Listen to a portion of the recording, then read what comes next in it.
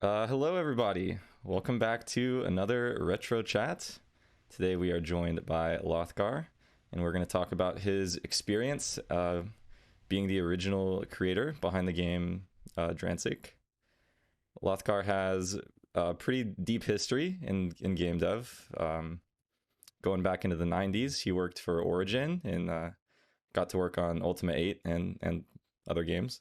And then in the early 2000s, built Dransik.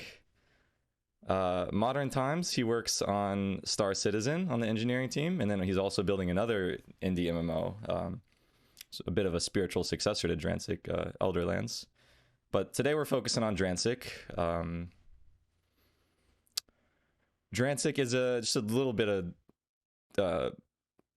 context. It's a hardcore PvP MMO type of thing that was really heavily inspired by Ultima, and Lothgar was the main dude behind it. Built it up. So I'll just go ahead and let you say, who are you, Lothgar? Welcome. Thank you for joining us. It's great to be here. Thanks for having me. Yeah. So yeah, Lothgar. My real name's Jason Ely. I've been developing video games since the mid '80s on a Commodore 64, and so I've had a passion for games my whole life. Yeah, and I worked on the Ultima series at Origin, and the Crusader series, and then yeah, in '99 I started on. I decided I wanted to make an MMO. So I didn't have any artwork at the time, so I stole some Ultima 5 art from the PC and I recolored it all in VGA graphics, which is 256 colors versus 16 colors. And that started the whole thing, which led to this game that apparently is played by a number of different people, and people still talk to me about it today. So, but yeah, so that's I guess this is starting. Um, but yeah, Dransik started off as just kind of an experiment for me, and it turned into a product where at one point we had over 90,000 accounts, Yeah, I never even anticipated taking it to a live state or anything like that. But it kind of grew and grew and grew. So I see. So when you first decided that you wanted to build it, it was more of just like, I'm curious if I could make this. Like just yeah, the development interested you.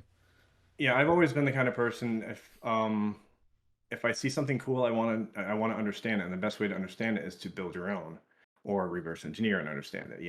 I learned to program by doing that, by essentially reverse engineering, and then once I studied a particular technology, I wanted to try to replicate it. So I wanted to do that with an MMO on a much smaller scale than something like EverQuest and Ultima Online around that time. So I literally just started writing some code and got some client connecting to a server, had some little entities moving around, and just started building some gameplay around that. And then at one point, I actually shelved it and rebuilt most of it from scratch since I'd already learned what not to do in my first iteration of the game. And then I spent probably about 4, 5, 6 months just getting something in there that I could put online and actually have players jump into. And I ran it out of my house, and people just started popping up. And sometimes people would come in and laugh at the game and say, "Ha, this is crap," and leave. Some people would come in there and hang out and play, and a lot of role playing was going on. We had one guy named Holstein who was on 24/7, and I used to think he was a bot. I'd go and talk to him, and he was there. He's a real person. He just loved the idea of the game. So yeah. So yeah, I never anticipated it being much more than just an experiment, but I I wanted to learn how MMOs work and how you could actually make one with all these different game systems and what kind of problems you would run into and so on. I see. So what was the turning point where you realized this is going to be an actual game that's released and treated like a game and not a dev project? Um, I redid a good chunk of the game, so I had your basic systems like a basic skill system, um, an inventory system, chat. I had a global chat in the world, and I had these two islands. The world was actually much larger than that already because I was using a world I created when I was a Dungeons and Dragons fiend back Oh, in the day. So I already had a world planned out. But I had these two islands where everybody was confined to. And we would have 20 people. And I remember putting in a limiter for global chat and make it localized chat, proximity chat, when you go beyond 20 people online. I was like, I'm not going to hit that. The next thing you know, I hit it. And then,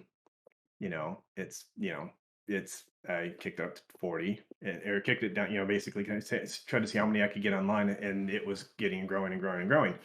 And at some point, I had maybe 200 to 300 players that were playing every week.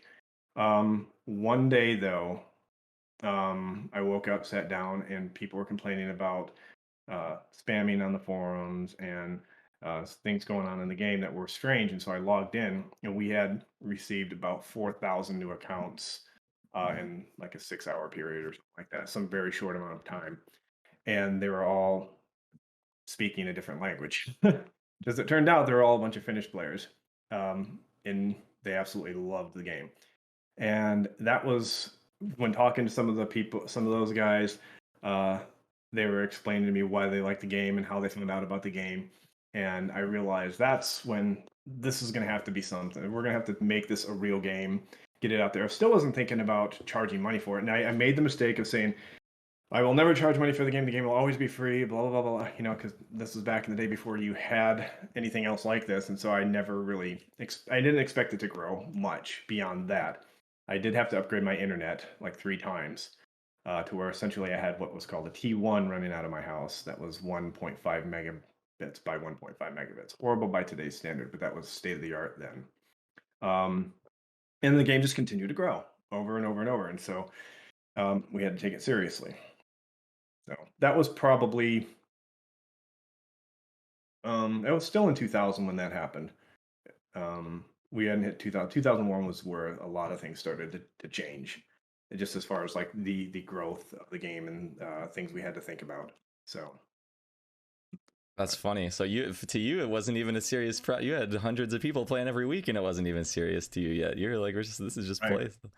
Wow. yeah, it was it's just a sandbox for people to play in, and it was great too because you had a really small community at that point, and you had the guys who were good, guys who were bad. So we created a guild system.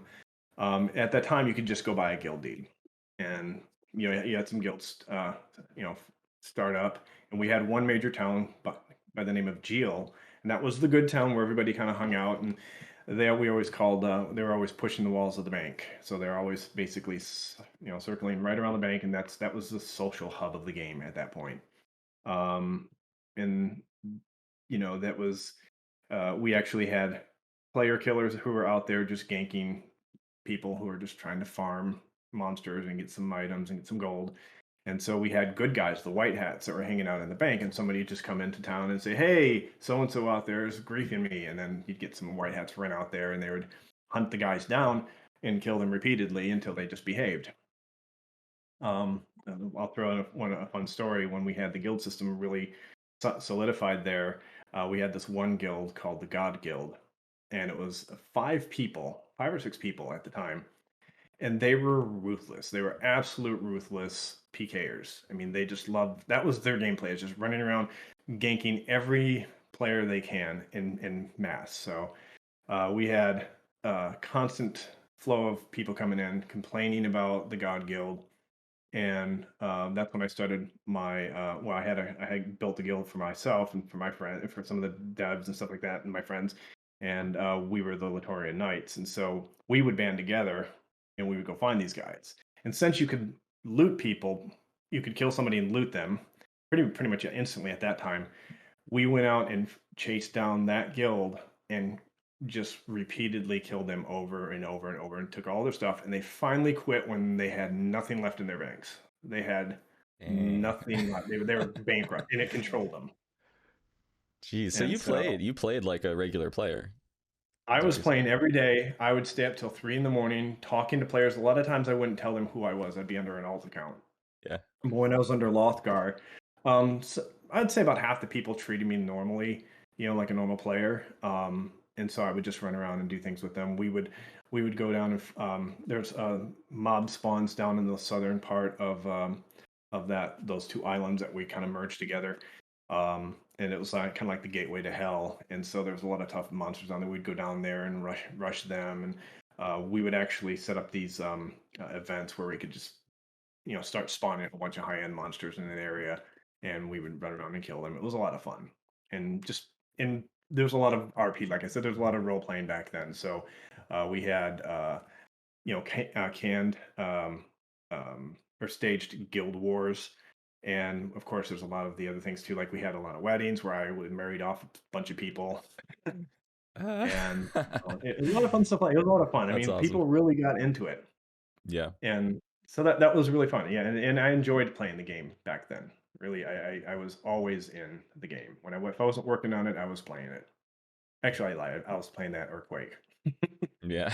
But yeah, a bunch of the developers when we had staffed up a little bit, we were all playing Quake like that. But a lot of us too were spending either that game or inside of playing Dransik. Yeah. It was a passion project and we all loved. So when you hit that big blow up where it's like you're getting 1,000 users per hour or whatever, like did the social dynamics soon change after that? Did the way that players interacted really take a big shift, or? Well, there was a division for a while there that was started off as fun but turned serious, and that was kind of the unfun part of some of the management of the community. There was some animosity between some American and Canadian players versus the Finns, because the Finns tend to talk in Finnish in chat and on the forums, and they were just like, oh, you gotta. And there's literally this gigantic forum explosion of some of the players wanting us to force the Finnish people to speak in English on the forums, and we asked them to just if whatever. But we didn't force anybody. We can't force anybody. But it kind of turned into this, you know, U.S. players, North American players versus Finnish players, and it kind of turned ugly at a couple times. Eventually, it tapered off, and it was always, it's always the Finnish guild versus the U.S. guild, and then you had that kind of in-game rivalry at that point, and that was much healthier for the game than the social and real life kind of animosity between the two sides.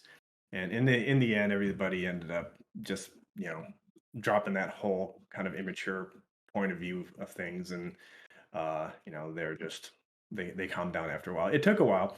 There were growing pains when we started to get a lot more players, just because you had new players coming into a very hostile world, and uh, sometimes groups would reject them because it's just a noob. Let's just follow him around and gank him and take all of his stuff. So we had those type of problems. But we also had a lot of guild growth at that time too, and a lot of different guilds popping up. So other players were also, if they were lucky enough to get into a guild, then they were good. If they're alone, then they're probably just going to get beat up into submission and often would leave. Mm. Yeah, that's tough. So I mean, that's the nature of that kind of game. If you don't have friends, you're going to have a very hard time, especially later on, because players in the beginning, players really, the whole concept of this kind of brutal PvP wasn't still a novelty. I mean, you had something like that in Ultima Online, EverQuest had PKing. There's a game called Marine 59, which is before both of those, that had PKing.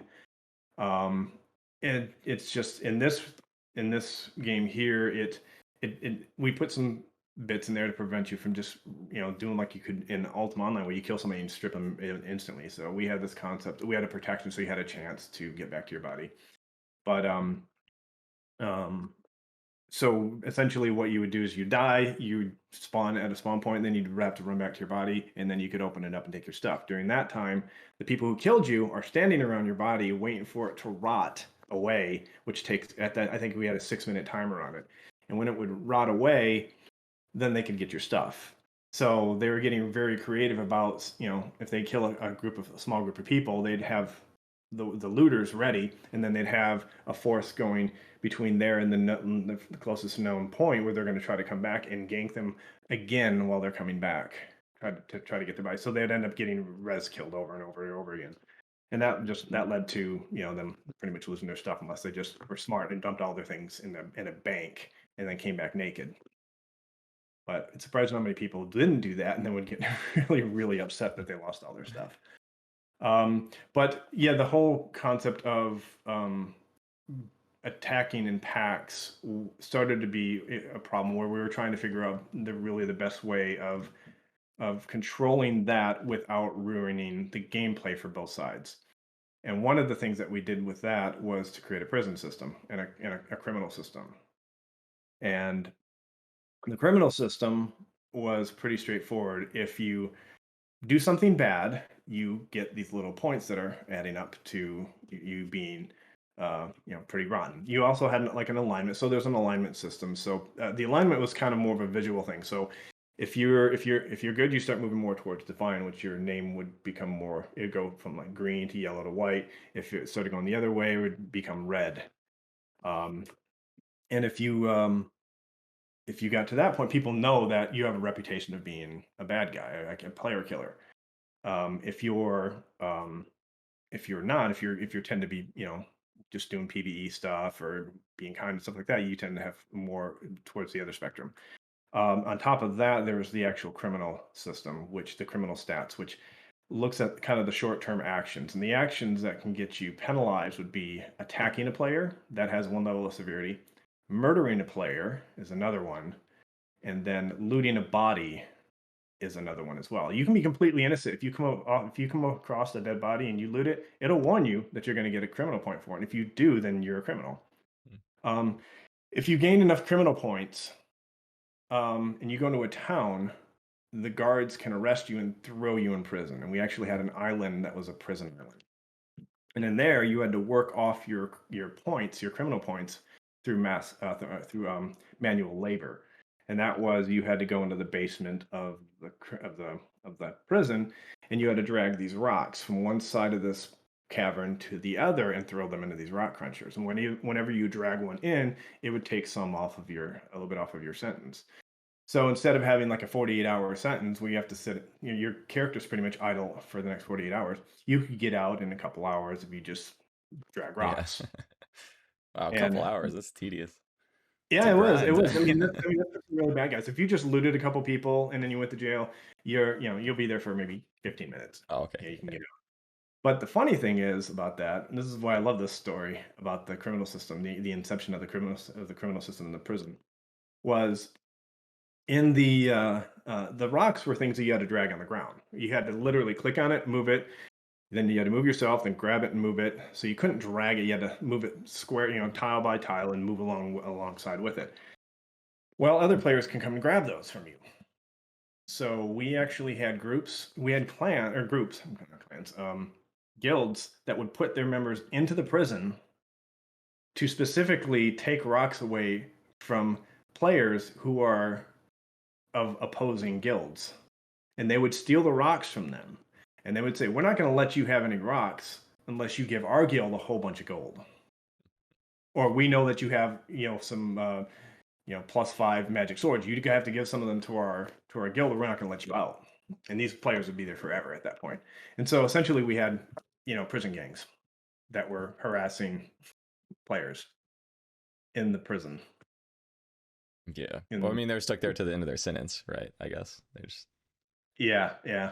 But it was funny how fast the forums lit up on that, where people wanted they wanted to do something. It's like, you're in prison, you deserve to go there. Whatever happens, that's on you.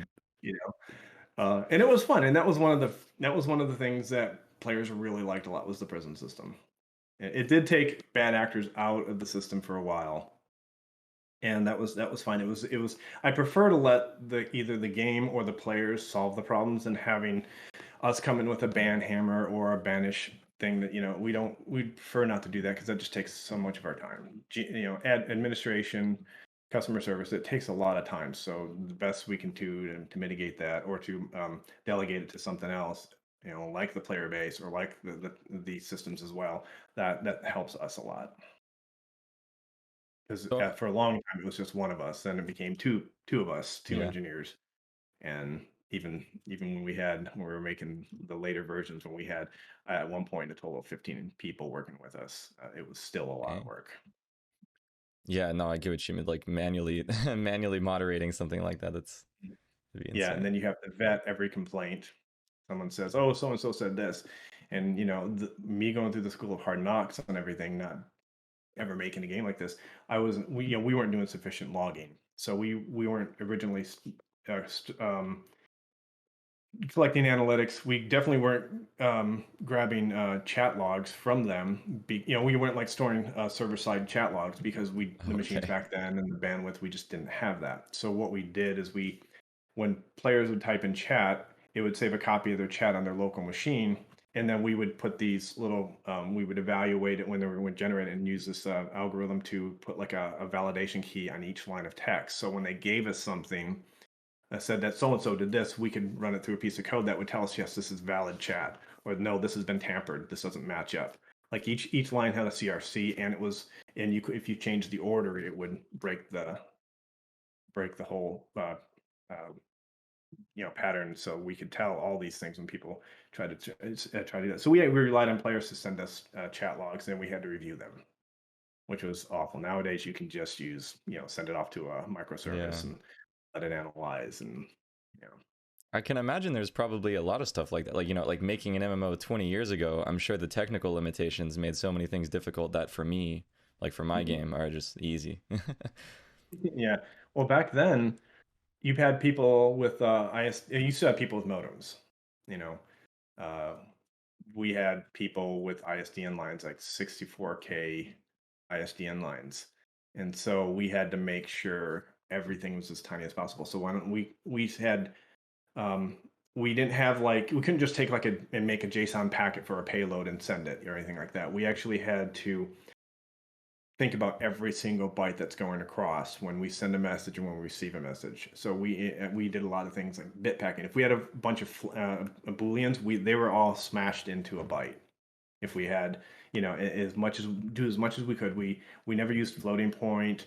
We used 16-bit, either 8-bit or 16-bit integers as much as we could. When we had to use 32-bit, we would, but we really tried to avoid that because it was 4 bytes. 4 bytes is a huge amount to send back then.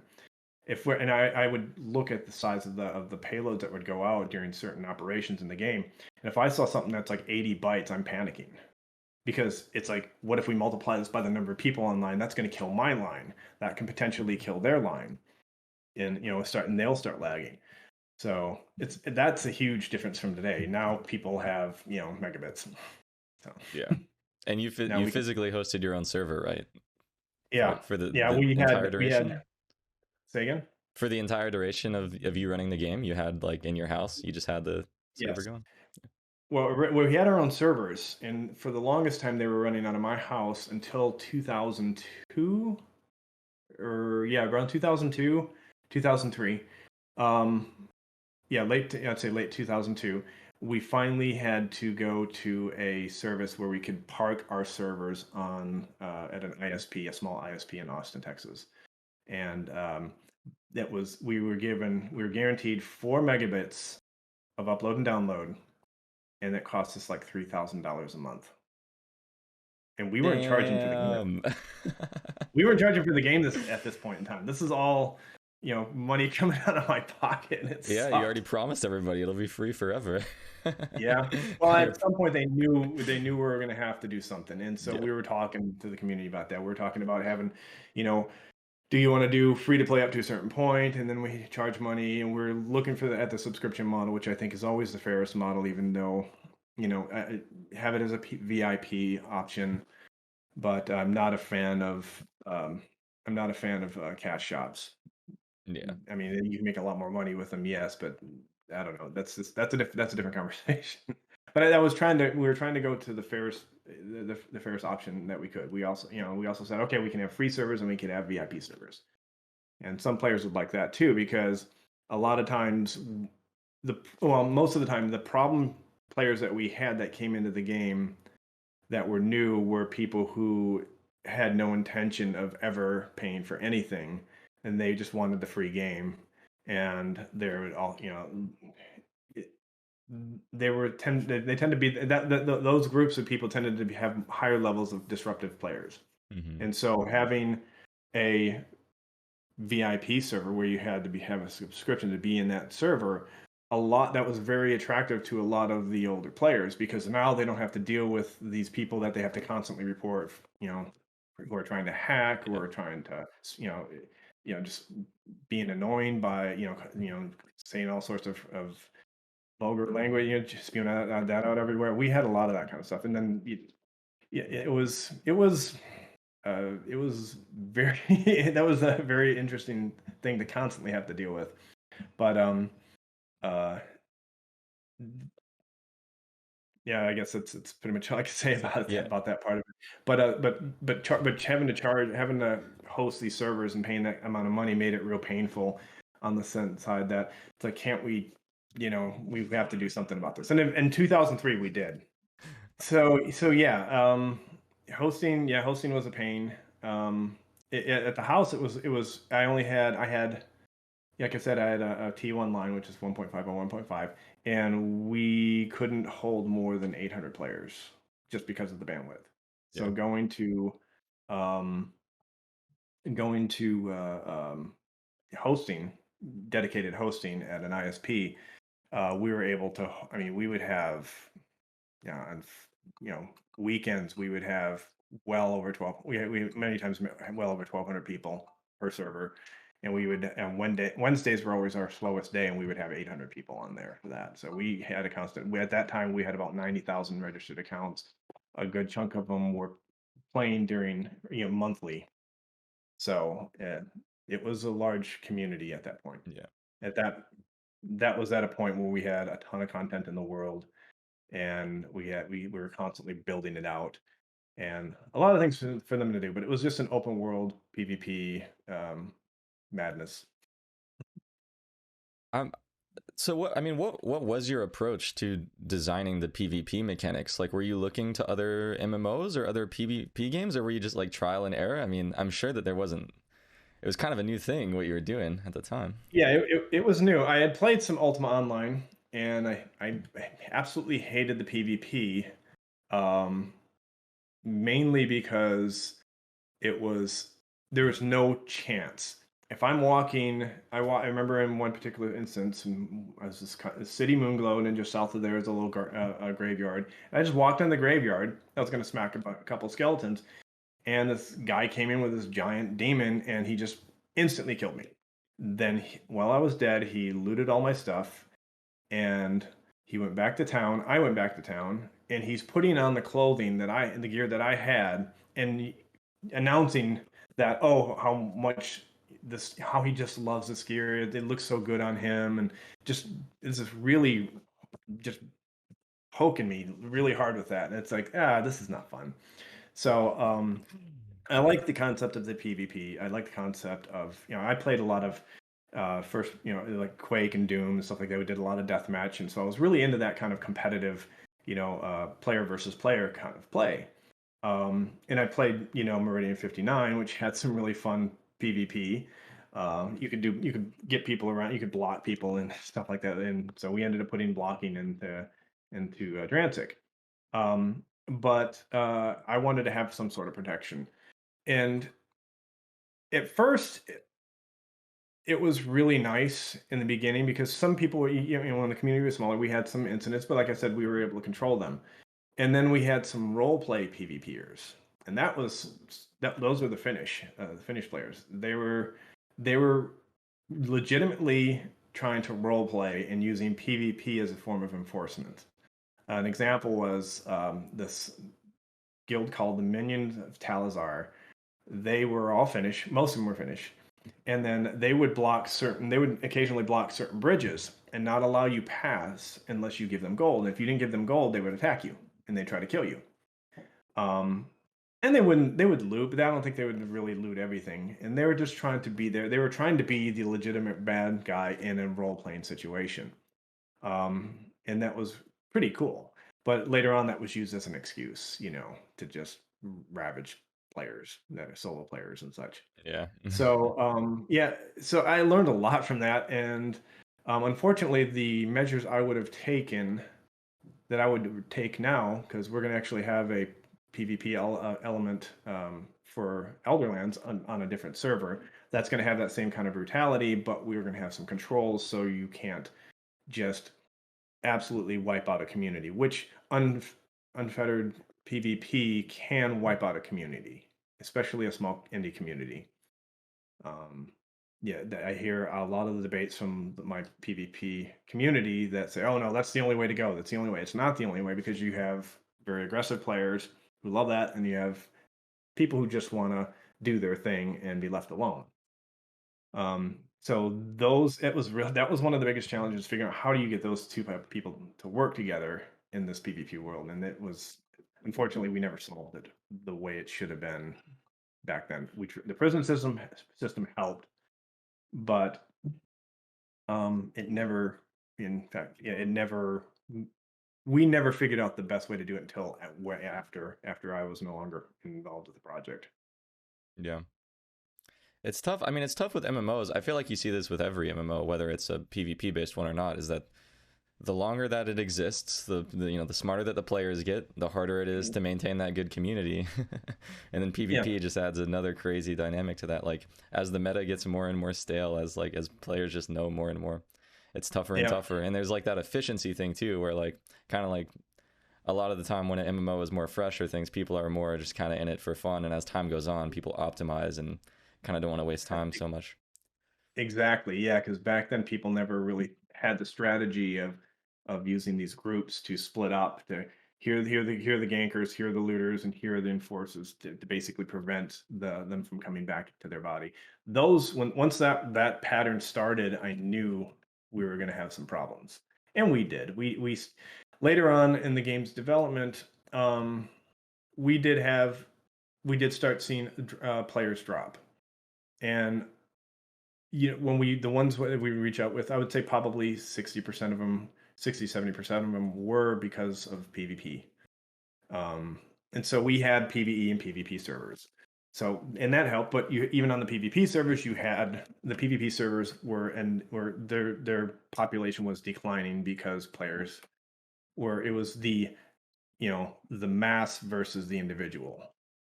And there was also some exploits that players found, and the most infamous uh, the most infamous exploit for PvP where players could absolutely get away with it was called dogging. And dogging in Dransik took advantage of a couple things. First of all, number one, in Dransik, if you wanted to invite somebody into your guild, you just type /G invite, and there they are, right? They're in, and they are not notified. They don't have we never threw up a pop up that says, "Do you want to join this guild?" No, you were just in the guild. If you were not in a guild, you are now in this guild.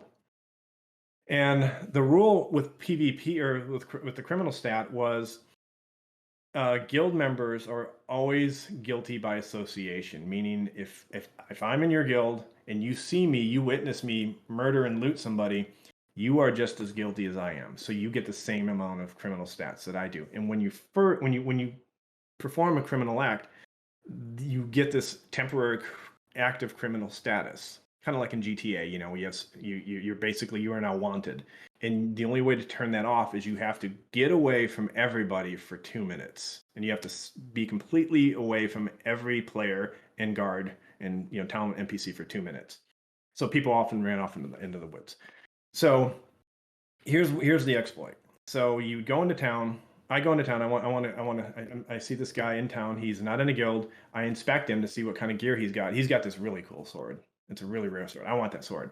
So I tell the guildies, and we prep up for the dogging. So what I do is I invite him into the guild. The rest of my guild goes far away, out where they don't witness what I'm doing. Once that guy is in my guild, I attack the dog or any kind of animal, which was always a dog in this one particular town. So that's where this exploit happened all the time. I would attack the dog. I'm now a criminal. The guard would kill me. Everything that I would have dropped, which of course I put all my stuff in the bank, so I was naked when I did this to the guy. He's got his sword. He's idle. He gets killed by the guard because he saw me do it and he was in my guild. So now the sword's dropped to the ground. Guild members come in. They loot him, and since guild members can loot guild members, they looted him and then they left with the stuff. And so the guy comes back, sits back at his computer. He's dead, and all of his stuff's gone, and he's a criminal. So I mean, you had to convince the guy to join your guild, though, right? Like, I mean, that's got to be tough. That was the big problem. We didn't have if I could just walk up to you if I saw you're not in a guild, I could just. Oh, I see. You're saying any guild can do that. Okay. Yes. Yep. indulging. Oh yeah, that's dirty. Serious. Yeah. Yeah. So that was Jeez. one of those things that, oh my gosh, bad implementation of a feature. So So did you guys remedy that somehow, or? yeah, we did. I believe Okay. that we actually added in a do you want to be part of this guild? We never had a party system in it. We just had the guild was the party. I see. Dang. Were, Yeah. were there a lot of nasty X? I mean, people were probably finding tricks like that to scam people all the time, right? I mean, Yeah, there's scamming. Well, in the early days of the game, we had when we introduced the skill system, one of the skills that we had was hiding. And what hiding was, it was you could go someplace, and then when you stop, you can just hide. And the idea was that if you just want to go AFK for a few minutes and you want to be safe, right? yeah. As long as something doesn't physically, like an NPC doesn't physically bump into you, they won't see you. So monsters that might come on past your screen won't even see you. Players won't see you. And so we didn't have a secure trade system. Mm. So people always traded by going into a building or going into the woods somewhere and finding a clearing. And then they would do this thing. And it's like, I would drop the gold, you would drop the item, and then we would do this walk past each other, right? Well, if I said, "Hey, I got I got this cool, or I got this money, I want to get this sword from you." Okay, cool. Drop it down. Let's go to here. Go into this building. You stand there. I'll stand here. I put my stuff down on the ground. He puts his stuff down. As we start walking, my friend who's invisible, who's hiding right next to him, pops up, grabs the stuff, Oh, logs off. I grab my stuff, walk out of the building. That guy's scammed. And that's so, so funny for a hardcore PvP role playing MMO. You guys sure gave your players a lot of trust. Jeez, well, I mean, was this is the newbie in me. I mean, I didn't. I mean, I should have known better because I knew some of the things that happened on Ultima Online during the development. You know, one of my friends almost got fired for finding a way to mass produce these bombs, and he was putting them around every moon gate in the entire shard. And within a few hours, had the highest player PK count in the entire game, and he almost got fired for it. dang. But those kind of things, it's like, yeah, people are going to do stuff like that. And that I was too trusting in the beginning, and over time I became pessimistic. And I will admit that I got to a point where I became pessimistic to an unhealthy point where it's like I just didn't. It's like I just looked at every player, every PvPer is just whatever, and everyone just wants to cheat, and it's easy to get into that because you'll be overrun with people who are gaming a system, people who find a bug and don't report it. And we had a really bad one that really angered the community where somebody found a way to duplicate gold. Mhm. And he was one of the guys that's really good at finding bugs. And he was really good at reporting bugs that weren't horrible, right? And he found one that we had stack splitting. So you could take your gold, which was just an item, and you could split it. But if you put in a negative number on the split, you now have 2 billion items, 2 billion pieces of gold. And so he was mass doing this and dropping them on every tile in one of the cities called Hothborough. So I walked in there, it's covered, and there's like billions and billions of gold on the ground right there. And people had been grabbing it and running off, and so that it instantly destroyed the economy. So I had to do, and this had been going on in other places for about 2 weeks. And so we Mm. had to do a 2 week wipe. Oh wow, so And you rolled back like all the save files 2 weeks. yep, Dang. it was Yeah, no, awful. I mean, I get that's gotta wear you down after a while, just watching people tear your shit apart every day in every way they can. Like Yeah, there was that. that's There was dirty. hacking.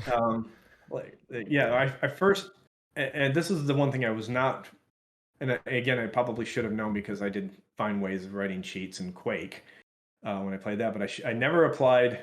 I never thinking that someone else is going to do this to one of my games. But in one of the starting towns, you could go in there and they had an armor smith, and you could go buy armor pieces from him.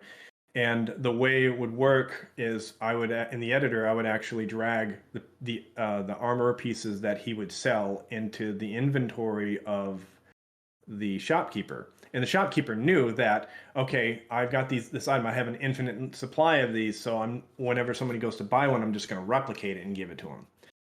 Well, somebody modified one of the shop transaction packets, to switch around who's buying and who's selling. And so what it did is the shopkeeper thought he was buying the armor from me to himself, but he was giving me the one that he would normally sell me. He actually would give me that one item that was supposed to be just used as a template for replication for players buying, and he would give it to me. And I found this out by going to the shopkeeper, and I was like, why doesn't he have that shield anymore? And then it's like, why does he not have half the armor anymore? Why what's going on with this? And then when I finally figured it out, I figured out I made a really bad decision on the protocol for that. So I actually had the vendor information and the player information going to the client, and the result would come back and would be used as part of the transaction, where those two variables should never been part of the deal at all. It should have just been simply, here's what's being sold to you.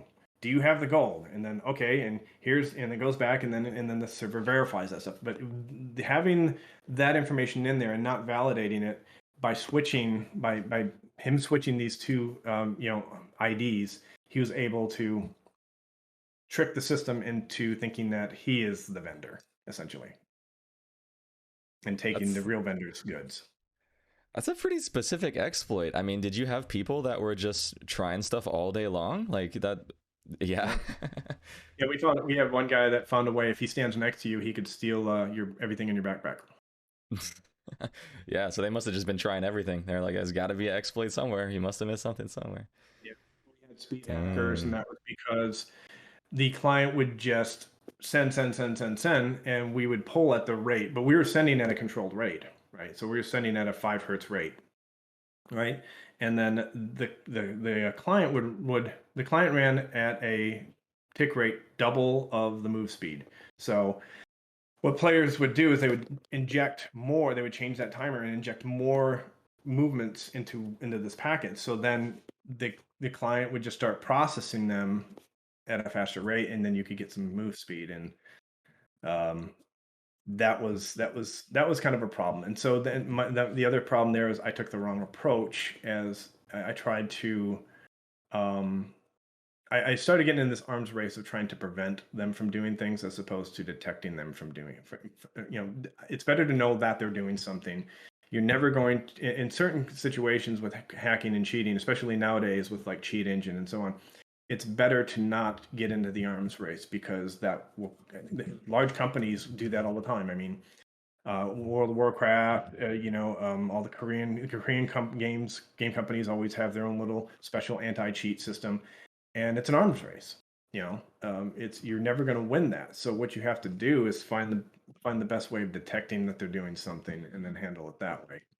Because we had macros, and macros, that's an entirely different discussion. Yeah. Using macros should not technically be, in most cases, should not be considered cheating, and that sounds kind of weird, but I used to treat it like a cheater, and that was a big problem. That was actually me being ignorant to why is somebody making a macro for something. That's what after that, when I started Elderlands, that's what I started asking myself, is why are people making macros to craft? Why are people making macros to pick up loot off the ground? Why are people making macros for this and that? It's because I had systems that were poorly designed. So the crafting system is a perfect example of that. To craft, you had to click on an object, and sometimes click on 1, 2, 3, 4 other objects. And when you did that whole circle, then it would start then you would get your desired result item.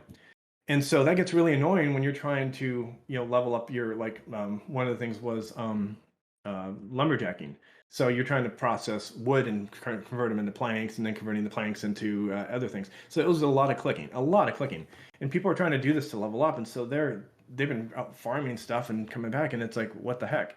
They're clicking all day long, and it's this repetitive click. So yeah, it makes sense. If I was playing the game and all the time doing that kind of crafting, it would drive me crazy, and I would want to run a macro to do it automatically for me. And so unfortunately back then I wasn't thinking the right way, and so I treated that as cheating, and we were banning people for doing that. Whereas now The right way to have gone was to create a system that does the mass production for you under a server controlled timer.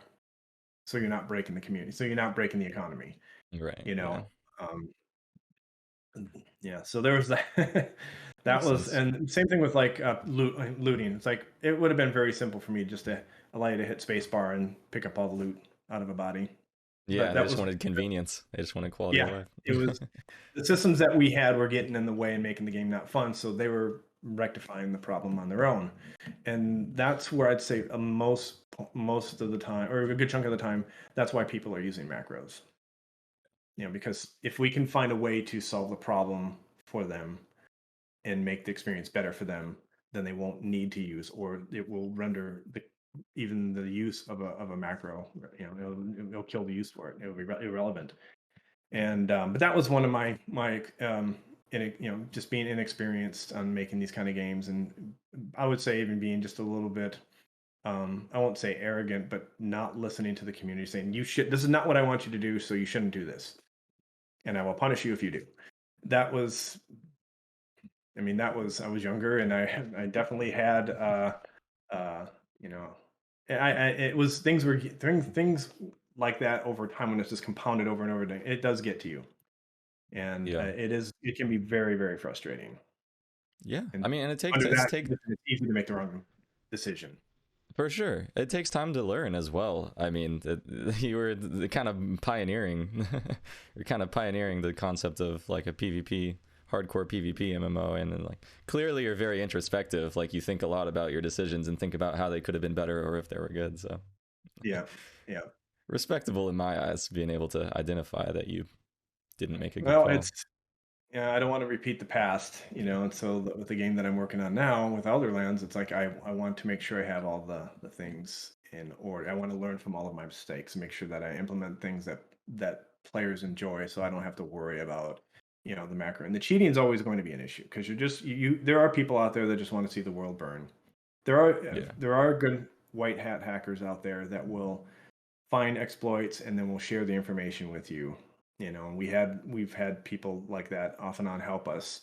um but sometimes that's kind of something you have to be very careful about too when working with people who like to hack, because if you upset them, now you're a target, and we've definitely had that. So Yeah. and so it's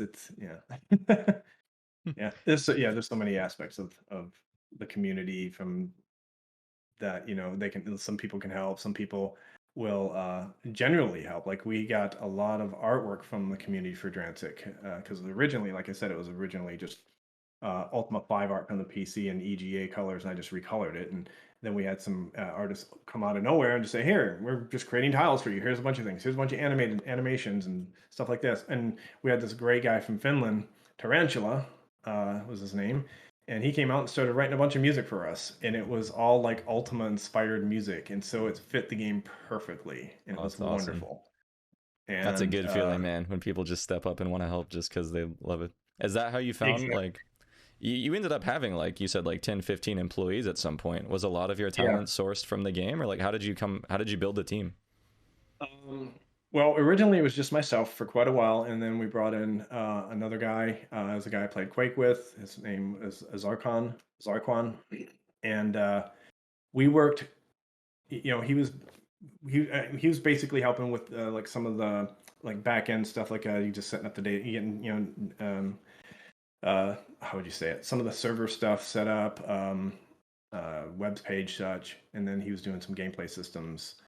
And it was just he and I for a while, and we were pretty much just trying to do what we could do together to get the game finished, and we were making some good progress with it at that time, and we were trying to get it to a point where we could launch it commercially and whatever.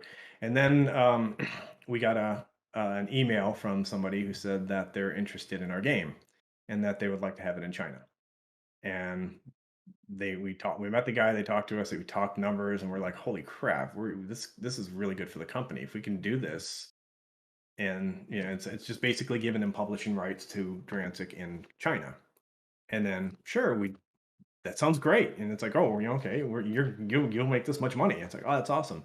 Well, we did that, and then it turned out that China didn't really like, you know, 16 by 16 tile retro pixel art. They Mm. wanted something more. They wanted something more like Ultima Online or Diablo, and so they said they would pay us to create an isometric version of Dransik. And so that's when we got some real money coming in. And we'd been making huge advances in Dransik. Doug and I, Zarquan and I, we were making some huge advances in Dransik. And so we actually had to put it onto the shelf. And unfortunately, we never unshelved that part of it. There's a turn that the game was going to that was really awesome, where it was very unfortunate that we never could go back to that. But we started working on so we were going to make Dransik isometric. Dransik ISO is what we called it. And so I was like, I need professional artists. I need people, animators. I need professional game designers to come in. And so thankfully, working at Origin Systems, I had a lot of connections. And so I started running around, setting up lunches with certain people and saying, hey, like the guy who, Dennis LeBay, the guy who created all the Ultima, cover art and a lot of the box covers for most of the Origin games, we convinced him to come over. We had Jeff D, who was he was an artist from TSR. He did a lot of illustrations in the original Dungeons and Advanced Dungeons and Dragons books, and he's an amazing designer. He's an amazing game designer. And so he came in as started off as an artist, and we put him up as like the creative director, and he was kind of driving a lot of that. And then we had a couple other artists, and we had a guy who was a producer who was working with us for a while from Origin. And we ended up just building. We had a couple teenagers as like dealing with bugs and stuff like that. And so we ramped up pretty quick. Yeah. And in 3 months, we had a working game. We had a brand new awesome. with an extended world, a world that went in a different direction than the original than Dransik, the pixel game. And yeah, it was huge, and we were working night and day. I mean, I had everybody was working at my house, out of my house, and we were often there up at like 2 a.m. every night. It was Jeez. crazy. It It was must have been fun crazy. though. It was a lot of fun. It was a lot of fun. It was tiring though. Yeah. And of course, there's things that we could have taken different, but it's like we had to try to. We had a box that we had to get the game ready, and so we got to that point. And unfortunately, along that way we were so giddy about everything going so well that the people in China that we were working with, the guy in China that we were working with, offered to publish the game, be publisher, and publish the game Dransik, the original, in throughout the U.S. And so that was our mistake because now he owned full publishing rights to the game. Yeah. And that was kind of one of the things that led us where we started to lose control of the game. But yeah, and Dransik ISO ended up being probably one of the favorite versions of the game even today. A lot of people that come and talk to me about the game, they say, "Man, just we want ISO back so bad." Even though it was like it didn't have some of the same systems that that evolved over time, they still had that connection to what the original was and under the original vision of the game, where we had a lot of plans for it. I mean, we had this whole concept of guild warfare where all the cities could be taken and controlled by a guild, where the guild could then go in and then set prices of things and say you are allowed to come here, you're not allowed to come here. We want this to now be a criminal town. We want this to be an evil town. We want to take over this castle. And we had the system set up so nicely for that. We had been converting all the towns throughout the entire map and extended the map, and that was never used, unfortunately. Yeah, That's too bad. Yeah, but the timing there. yeah. So, but it is what it is. I can't, we can just learn from it. And so, Yeah. but yeah. Well, yeah, I mean, you've gained a lot from it, right? You've gained all the knowledge from it. Still have people following your stuff, so Yeah. not for nothing for sure. And the stories are awesome. It is amazing that, I mean, I never really had an idea of what this game, what I considered this silly little ripoff of Ultima, even though Richard Gere had approved of it, and when he was starting Destination Games, he was actually wanting to meet up and talk about publishing it. Oh yeah. But NCSoft came in, and that those dreams went away very quickly. But it just I lost my train of thought there. But it was just it became so much more than what I thought it was, and I still kind of looked at it as it was just this little game that I kind of threw together when I didn't know what I was doing. But over time, I started getting emails and people hit me up on like even on Facebook when I started the Elderlands uh, uh, Facebook page there and so on, and now even through Discord, I get people that will hit me up and say, thank you for Dransik. I mean, it was my childhood, and I look back, what was my childhood? It's like I remember so many video games, so many things that were so influential. I mean, Ultima was my influence back then. That was the thing that got me into game development. Yeah. And now I have people, Dransik players that were teenagers back then, who are coming to me and saying, I got into game development because of you, because of Dransik. And then this one guy from Argentina was talking to me. He's like, "Yeah, don't you? We talked in the middle of the night, all night long about game development, and it inspired him, this guy, to go, this kid from Argentina, to get a degree and go and start work at a major game company in South America." And it's like, that's really cool to hear, and it's I like it because there's so much sadness that comes with how Dransik ended up, and the stuff the team had to go through when we got investment and all this kind of the business aspect of things. But it was so good to hear that, and surprising for me that it touched people in such a way that it improved their lives. It gave them a direction that they didn't have before. And that's awesome. I mean, I that's the biggest gift that you can give. And I mean, it makes me feel really good that I've, either directly or indirectly, you know, touch somebody in a way that makes their life better. And it's I don't know. I mean, it's cool. Yeah. It's really cool to Oh, hear that's an that from people. amazing feeling, and I sort of feel the same way towards like the MMOs that I played as a teenager and stuff too, like RuneScape and stuff like that. And I mean, and you're kind of doing the same thing here right now, like sharing all these stories and experiences, like to me and my audience. That's inspiration to us, really. It's like a whole world that I never knew existed. I was I was a Yeah. baby when Dransik was happening. Yeah, and yeah, it's funny because it started from something that I was just screwing around with. I was just Yeah. like, well, I'm sure I can get this to work. And I was being my technologist side of me just took over and started playing, putting things together. When I had something working, I decided to put some creativity behind it. And and I'm gonna, it's like I'm getting up there now. Like I'm in my 50s, and so I'm not going to be making a whole lot more MMOs that take years to make. But I do want to keep making things that people enjoy, and as long as I can.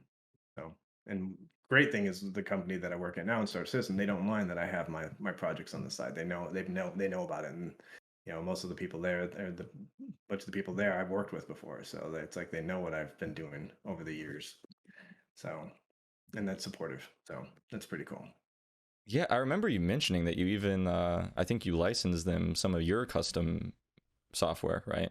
Some of Yeah, your yeah, tools that you've built. You licensed it to yeah. the to their team. Yeah. So I'm the lead backend server engineer. So we're building the core of the back end. Now we're doing more like gameplay features than infrastructure now at this point. But there was a lot of interaction between these different microservices, and I was trying to find a way to. We were writing everything in C++, but we wanted something that makes it a lot less painful to do asynchronous and multi-threaded programming, because in C++ that's a real pain in the butt. And so I had the scripting language that Elderlands runs off, which is called Ooze, and I had made a version 2 of it, which is more designed for networking and asynchronous programming. And so it was that was a good fit. And so I talked to them about it's like, well, this is a big endeavor we're going on. We have to build a lot of the stuff. By adding this into it, it would really help a lot. You know, it would make the logic a lot easier, things easier to read, and it would give us a more rapid development. And so we signed a mutual agreement where it's mutually owned. So we each kind of have Yeah. our own copy. And the good thing is, like, when I make changes on my at home that can benefit Cloud Imperium, I give them that and so on. That's cool, So man. Yeah, it's got. I mean, it always feels rewarding when like your personal projects carry you and like get get you yeah, progress in the industry in a way like outside of your own things. How that you see other people appreciate other like a large company appreciate that. That's it's cool. yeah, yeah. Um. And Oh yeah, go good. ahead. Oh, I was gonna say, yeah, and one more piece that made it into Star Citizen was it's basically the Dransik prison system. Oh really? I can't wait I to have steal had so many people's people hit me up rocks. and say, "Did you have anything to do with that?" I talked to people. I didn't implement anything. I just talked to people. Like, yeah, we had a prison system. That's how it worked. And, the one that pops up in the game is pretty much identical, including the prison escape system. Yeah, can you add dogging to Star Citizen, please? Hope you don't mind. um. Oh, all right, man. Any final thoughts? Anything on the top of your mind that you really want to share about Dransik before we wrap up? I mean, or anything really.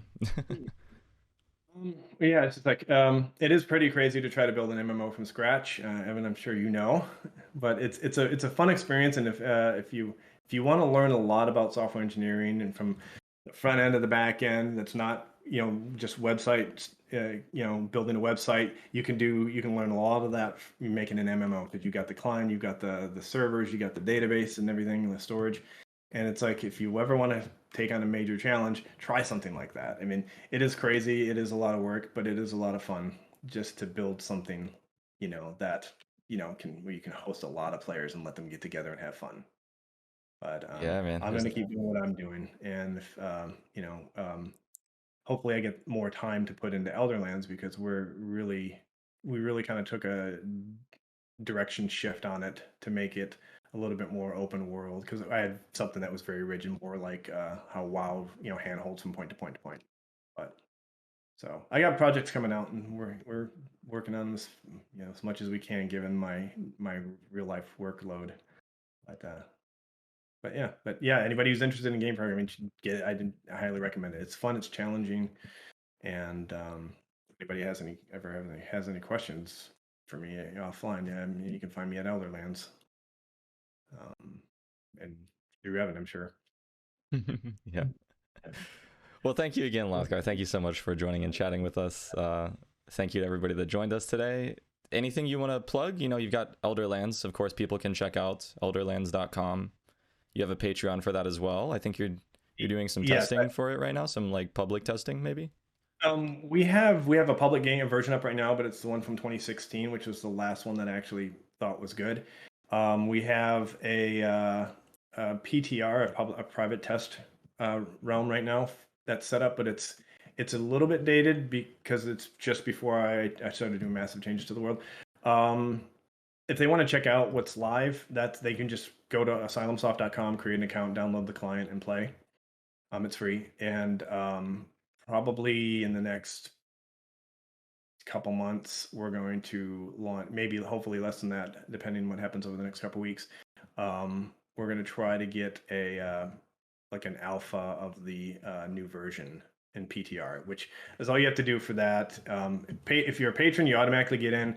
Otherwise, it's like people kind of have to manually hit me up because we want to avoid having um, people who want to poke at, like try to hack or try to cheat. Or we want people Yeah. who are really there, dedicated to helping us, you know, find the issues with the bug or with the game, find the bugs, find, look for quality issues, look for, to help us actually test and improve the game.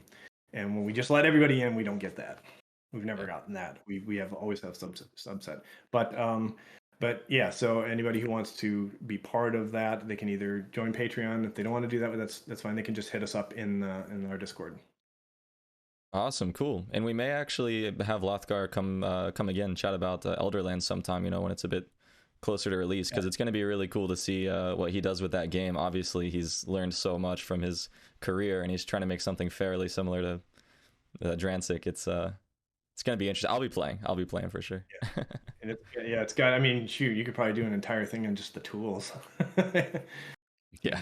The tool sets No, for I building remember the one game. time you were showing on your stream, you had you had implemented like mini games just with your UI engine. You implemented like Tetris or something crazy like that. All the ooze blocks. Yeah, it's written in ooze with the using the UI system. Yeah, I made it in a couple hours. Gotcha.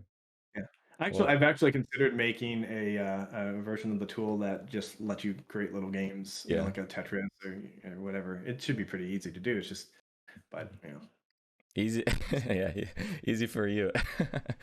Easy for the game dev master, the MMO man. All right, for a long time. Thank you so much, everybody. Again, also thank you, Covalence, sponsor, where I learned programming. We're gonna call it here. Thanks, guys.